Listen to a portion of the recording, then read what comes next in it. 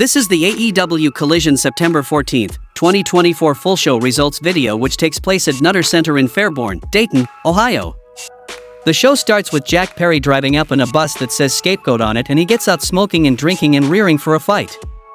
They hold the shot as he walks, smacking himself in the face to get himself ready for what's to come. Cut to the arena and his music hits to a muted response. Then we saw a match between Jack Perry versus Christopher Daniels for the AEW TNT Championship.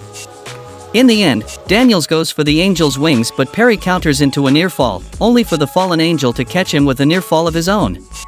Both men up as they hit the ropes, and Daniels gets sent down hard to the mat before the champ nails him with a running knee and defeated Christopher Daniels by pinfall to retain the AEW TNT Championship. Perry makes a beeline up the ramp and to the back as the ref checks on Daniels. We then go to Perry saying those who hate him are those who cannot handle the truth before getting back into his skatemobile and driving off. Wheeler Yuta walking in with his head down, and Lexi stops him to ask how Bryan Danielson is doing. Yuta can hardly speak on it, saying out of respect for him and his family he won't share too much, but he's doing the best that he can give him the sorry, I forgot my boots, and then he asked her to repeat the question. That was weird. She did, and he said Bryan is doing the best he can, and Lexi asks about his match tonight, and he puts over Anthony Henry as a tough competitor who is not to be taken lightly. He apologized and said he's been thinking about a lot of things, but Danielson taught him to put everything else on pause while he's in the ring, and he's going to try that tonight, and he was clearly very beat up by the whole ordeal. The next match happened between Mark Brisco and Kyle O'Reilly in Hologram versus Premier Athletes and Beast Mordos, and the result of this match was Brisco and O'Reilly and Hologram defeated Athletes and Mordos by pinfall when Hologram gets spun around by Nice but manages to catch the Athlete with a backslide of sorts to get the pin. After the match, Mordos jumped Hologram while celebrating the win, bringing him to 9-0 in his brief AEW career. O'Reilly dramatically called out, "I want you, Mordos, I want you," once he was clotheslined out of the ring. Orange Cassidy was interviewed by Renee Paquette. Well, he was going to be interviewed, except Big Bill rolled up and hit him with a big boot. The learning tree came in with the picture and smashed it over Cassidy's head. Here's to friendship, Orange. He said he would see him on Wednesday, and Young ran back in to say they needed help. Can anybody help? Mariah is interviewed about having yet to have her championship celebration, and she says it won't be in Dayton either cause it's like a Wish version of Cincinnati. She says she wants Mina Shirakawa for her celebration, after everything they've gone through. Then Yuka Sakazaki comes in and makes clear she wants a title shot, and Mariah says she'll take her out, and Sakazaki does her cute routine and takes off. The next match happened between Wheeler Yuta versus Anthony Henry, and the result of this match was Wheeler Yuta defeated Anthony Henry by technical submission when Yuta hit the missile dropkick, then the elbows to the chest, then he choked him out. Yuta almost took the referee out after, shoving him to the corner, and he stopped himself just in time, however, and then walked to the back with his head down once again. Serena Deeb was interviewed, and she asked for Queen Amanada to be there. She made clear that she told her 2 weeks ago she's not ready, but her offer still stands, so if Amanada wants to have a conversation, she knows where her locker is. Amanada gets pissed and says she's got a match to focus on, and Deeb says the professor will show her how it's done. Anna Jay's trip to Japan has left wanting more, as she issues a warning to the rest of the women's division. Then we saw a match between Private Party and Commander versus John Cruz, Lord Crew, and Ren Jones, and the result of this match was Private Party and Commander defeated John Cruz, Lord Crew, and Ren Jones by pinfall when Commander quickly kept all three of their opponents off their game before Quinn ultimately gets the pin for the win. Tony Schiavone asks about Nigel McGuinness being ready, and he says he'll be there, but his question is, will Bryan?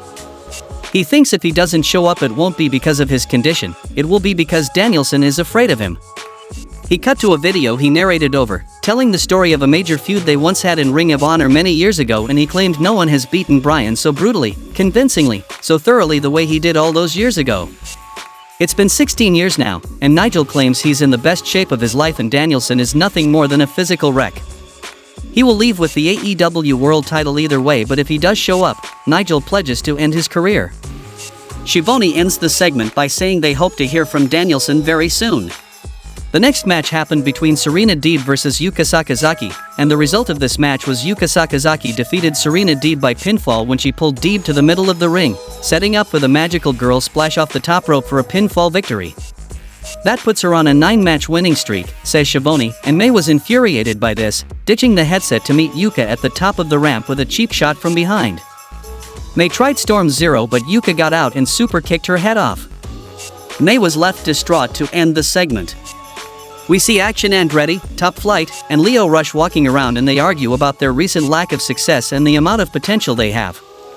Action Andretti was losing his mind with the way they were talking about food. Why aren't they beating the House of Black? They have so much potential and yet they aren't getting the results. Layla says they need to get it together and he agrees before storming off and they all chase after him.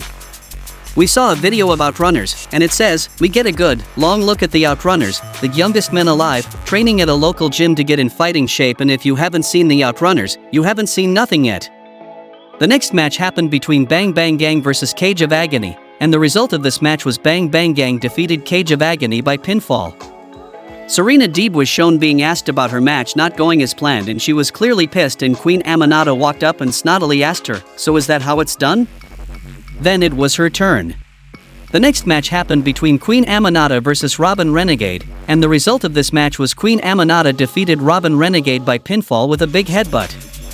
As Amanada was celebrating, Deeb attacks her from behind and targeted the knee and the referee screamed for help from the back, but he's hardly even trying to get Deeb off Amanada.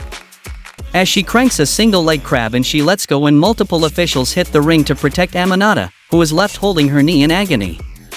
In the main event of the show, we saw a match between FTR versus the Grizzled Young Veterans, and the result of this match was FTR defeated the Grizzled Young Veterans by submission when Dax Harwood locked in the sharpshooter and Cash Wheeler stood guard until he got the tap. They kept the issue going immediately after when Gibson hopped the ring to lay FTR out. While they were going, the Outrunners ran into a huge pop and they took the Grizzled Young Veterans out of the ring and FTR stood up and turned to see them. The crowd started to chant for the Outrunners and they basked in it and they went for the big handshake with FTR and it looked like Dax and Cash were going to refuse, but ultimately they turned and did it to a huge ovation. They celebrated together in the ring, and the show goes off the air.